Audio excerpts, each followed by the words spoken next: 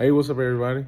Hey, I've been stepping up my game on 3D printing and painting, so stay tuned for new stuff. Today I got the Batman, um, and this time I tried to do him kind of like comic book, like a cross between the comic book version and then a cross between the Robert Pattinson one. So check it out.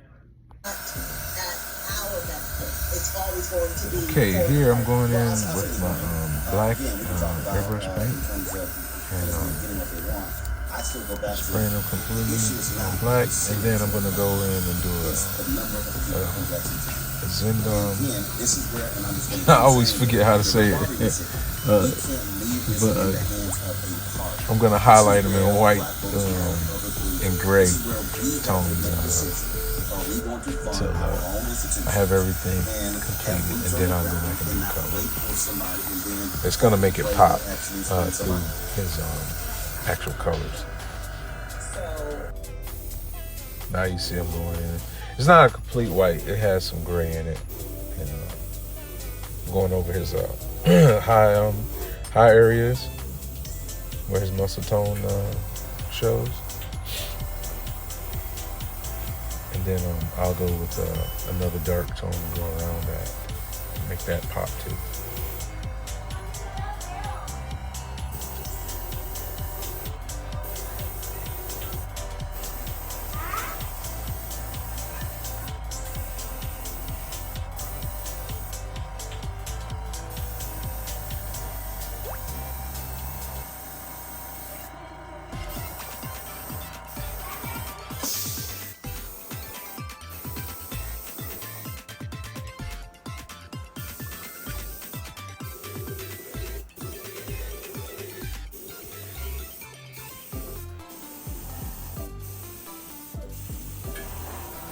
I actually printed this guy about 4 months ago.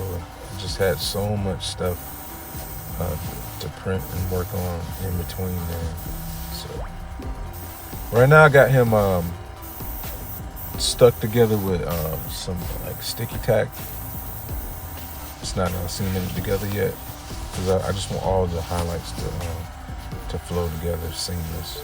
So where you see the blue, it has that highlight, but from the light above, but that blue is not the same as the gray on his uniform.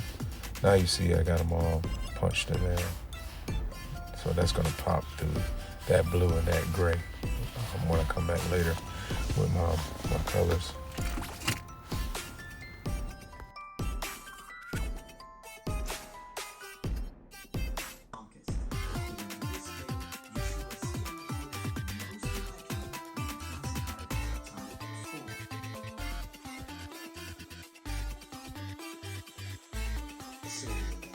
Pieces.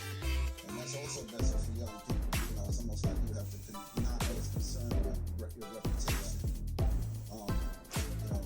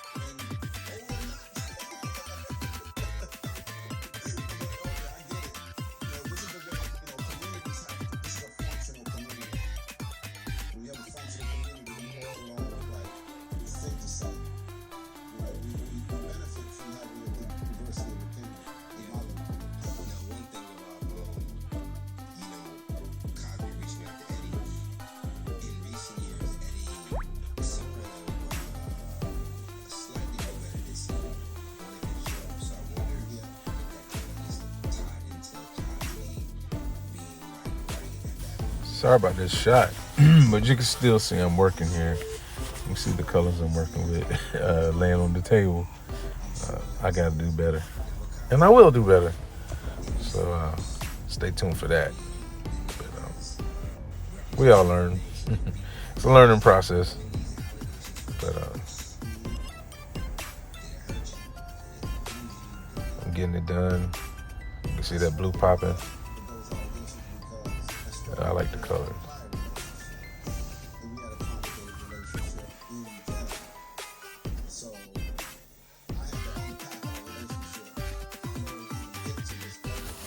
Now you can see that I didn't have to work too hard to get the blue and the highlights popping.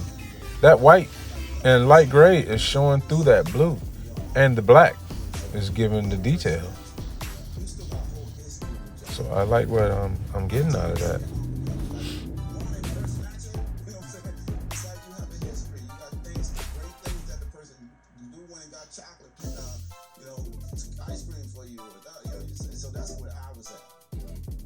So in hearing that, and knowing some stories with Cosby in terms of younger talents that have worked with him, did you guys have like a falling out of sorts? We did not have a falling out. We didn't have a falling out. We ceased to work with each other anymore. He used to let me know in the beginning of his business. I met with him at his house. He's like, listen, I mean, it ended up, I think, being more of a defensive thing in the sense of I just want to set the groundwork so we don't come in here and ask for favors. But that's what he has to do. That's what a person of that stature, well, whatever, they gotta lay the groundwork. It may not be necessarily what the relationship is going to stay like that. From the beginning, you gotta be like, look, love your minds, shut up, as long as it's not a religious objection. What the fuck I say? And get this money. We had interviewed Carl Anthony King. Yes, He was cockroach. yes, And he would reveal to us he yes. were you around that time when he disappeared No, from the show? I was on the second show, so I didn't know. I'd heard about it. It was a very famous story about his hairstyle. And I mean, you won't lose a job for hair girl. You really love that look, you know. Did it make you think about, you had locks back then, did it make you think It about made me think about it. Yes, but he never had any issue. Never. And then when I saw his brother's children, daughters, I realized, oh, she got it too. So it was it's more a cultural look as opposed to territories, which are not. They're chemicals. his stance was and feel like I don't know his rationale, but I know that weight needs to be lifted by somebody. I'm not saying everybody got to do it. yeah. Now this moral compass, has it always been with you? And I want to kind of lead into something, but has it always been with you? Yeah, I think it's always been with me. I think some of it has to do with my upbringing, and like so many of us, we're adjacent to church, and so there's always an association with spiritual and moral values and stuff like that. Yeah. Breakout role, Sanka, Mm-hmm. Cool Runnings. Did it change your life? Totally. Much more than like other roles? Other opportunities changed my life, but that movie, just in and of itself, changed my life. Totally. Yeah. And I guess what it transcended you in other places, I'm sure, other Yes. conversations. Yeah, because it was the first major box office smash, and it wasn't just a United States smash, it was a global smash. So it totally opened up different kinds of doors and opportunities, and a different level of reception from the industry at large, and a different level of hate. Financially, did it change your life, or did you see bigger deals before that came? It's strange because I was pretty much changed before that, financially, but obviously it didn't hurt after that. But it wasn't like I wasn't experiencing just a relative vaunted position financially before that. Yeah. And I say relative, I don't mean a dollar figure. I mean something just radically different from what I grew up with, which is enough. You don't need how much money a nigga need. You know what I'm saying? Like, it's like, So you went into that role kind of like, it's gonna be a dope experience. It's gonna be a good story to tell. I went into that movie thinking, okay, I'll do this bobsled thing, but my main thing is when this television show hit, it's gonna be on and popping. That's what I thought. So I wasn't really looking at the bobsled movie as like that big a thing. Bobsled movie. I was just, because who knew? Who knew? Yeah, who knew? And who thinks? And when you met with the cast, like how was that energy out the gate? Were y'all like clicking up, or did you have to kind of work through, getting some camaraderie amongst each other? It was instantaneous, the camaraderie. I think there was a level of humility because the magnitude of it was immediately evident in the sense of we were doing this Disney movie and it was a fairly large budget and it was just a lot of to-do around us. So that can be very humbling. Even the most arrogant motherfucker is like, wow, people are like, this is a big thing, So everybody was pretty much, friendly, amusing, entertaining, I was a stand-up, so I like being around them because they were so energetic and stuff. I didn't always have to be the center of anything.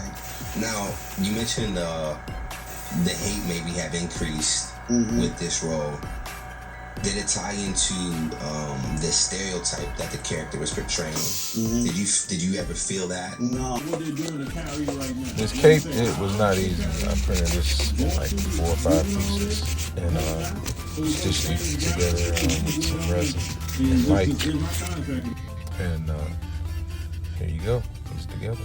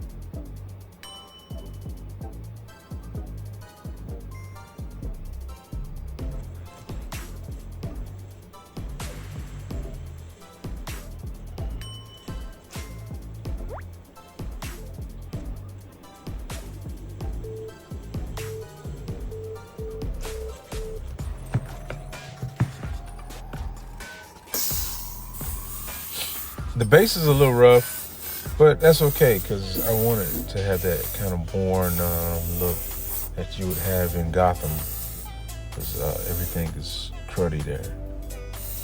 So that's what I'm going with. Not nothing shiny and new.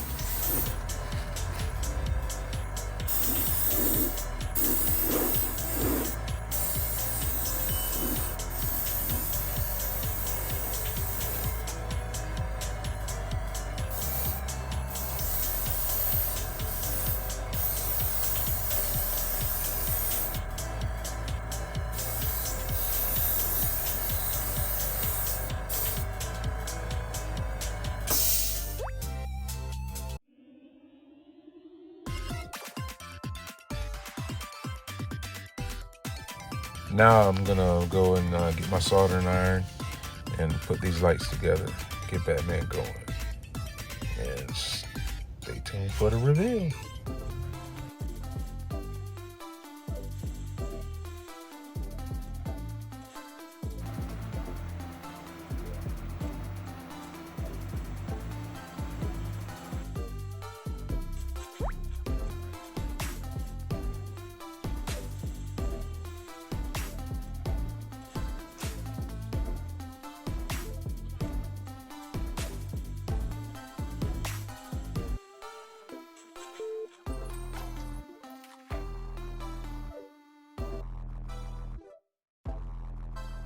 Well, hope you guys like my work this time. Took my time with them, for real. If you want to follow me, you can find me on TikTok at dsarge74. That's DESARGE 74. Or Derek Sargent _ at Instagram. Like this, subscribe, hit the like button, and I'll keep things coming in the near future. All right, you guys have a good one. Peace.